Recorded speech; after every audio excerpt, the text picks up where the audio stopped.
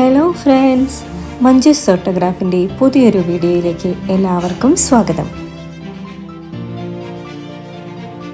ഈ ചാനൽ ആദ്യമായി കാണുകയാണെങ്കിൽ സബ്സ്ക്രൈബ് ചെയ്യാൻ മറക്കരുത്. വീഡിയോയിലേക്ക് പോകാം.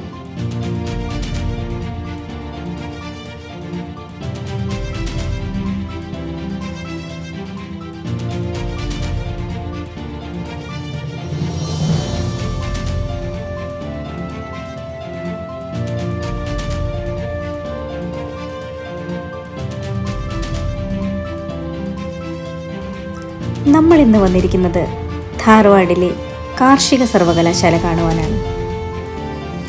സർവകലാശാലയുടെ അമൃത മഹോത്സവത്തിന്റെ രാത്രി കാഴ്ചകൾ ഓൾറെഡി അപ്ലോഡ് ചെയ്തിട്ടുണ്ട്. ഇന്ന് നമുക്ക് പകൽ കാഴ്ചകൾ കാണാം.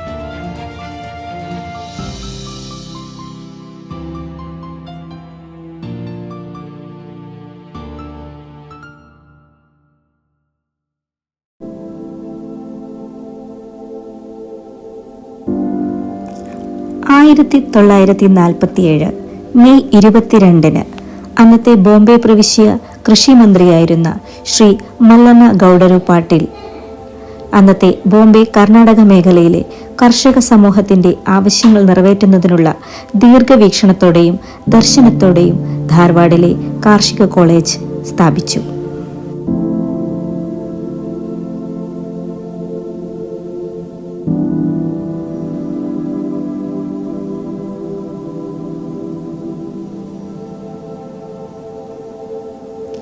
തുടക്കത്തിൽ ഇന്ത്യയിൽ പരുത്തി ഗവേഷണത്തിന് പേരുകേട്ട ഹെബ്ബള്ളി ഫാമിലെ ഒരു ചെറിയ കെട്ടിടത്തിലായിരുന്നു കോളേജ് പ്രവർത്തിച്ചിരുന്നത്.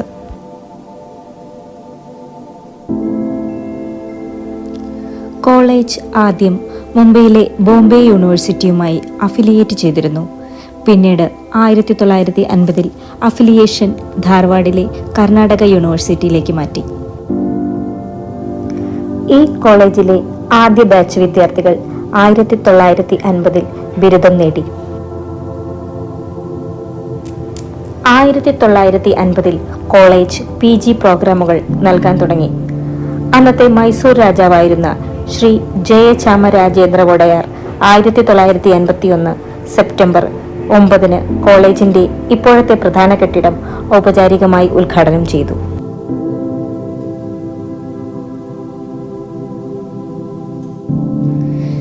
ശേഷം 1986 ഒക്ടോബർ 1 ധാർവാഡിൽ കാർഷിക ശാസ്ത്ര സർവകലാശാല സ്ഥാപിതമായി.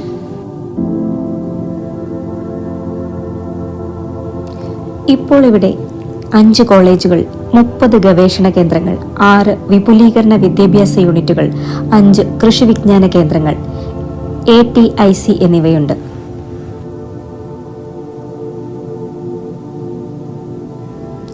നോർത്ത് കർണാടകയിലെ ബാഗൽകോട്ട്, ബെൽഗാം, ബിജാപൂർ, ധാർവാഡ്, ഗദഗ്, ഹാവേരി, ഉത്തര കന്നഡ എന്നീ 7 ജില്ലകളിൽ സർവകലാശാലയുടെ അധികാരപരിധിയുണ്ട്.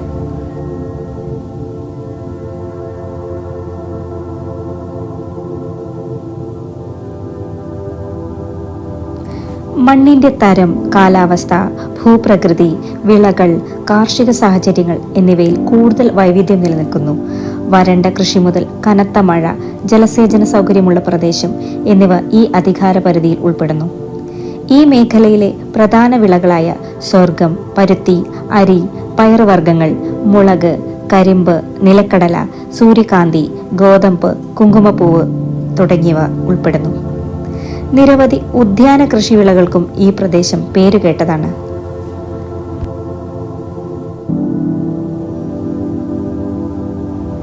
എഡ്യൂക്കേഷൻ, റിസർച്ച്, എക്സ്റ്റൻഷൻ എന്നീ മേഖലകളിൽ ഈ സർവകലാശാലയിൽ നിന്ന് ഗണ്യമായ പുരോഗതി രേഖപ്പെടുത്തിയിട്ടുണ്ട്.